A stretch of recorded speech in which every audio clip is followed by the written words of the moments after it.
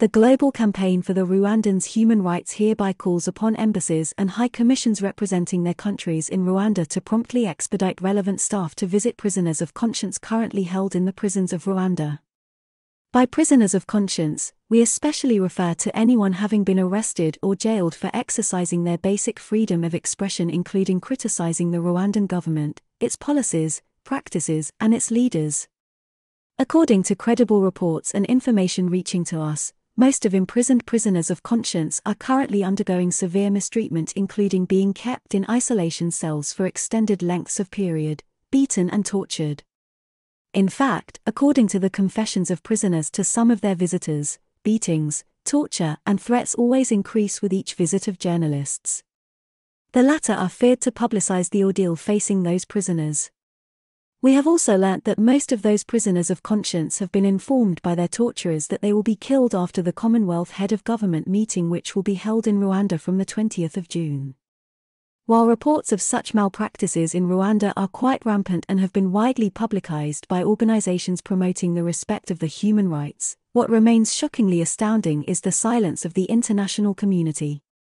The following is a non-exhaustive list of the most prominent prisoners of conscience who were heavily assaulted by the Rwandan regime's teams of police officers and prison guards as of very recent. They are in need of the urgent visit to evaluate their situation. 1. Dr. Christopher Kayumba, politician. 2. Mr. Aimaba Karasira, university lecturer and human rights activist.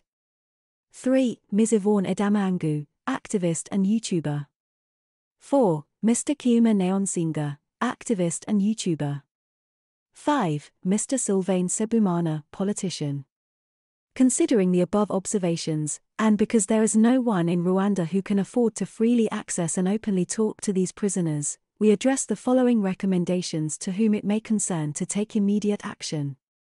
All member diplomatic missions in Rwanda to expedite special legal, psychiatrist, psychological and humanitarian teams to visit the prisoners of conscience jailed in various Rwandan prisons, including the Rwanda main central prison. On the sidelines of the upcoming Commonwealth meeting, all member Commonwealth countries' diplomatic missions to organize official visits of the Rwandan prisons and other detention facilities and to hold talks with known prisoner of conscience to obtain first-hand information on their plight. All relevant United Nations and humanitarian agencies, particularly the International Committee of the Red Cross, ICRC, to organize consistent psychological and basic material needs assistance to the most isolated prisoners.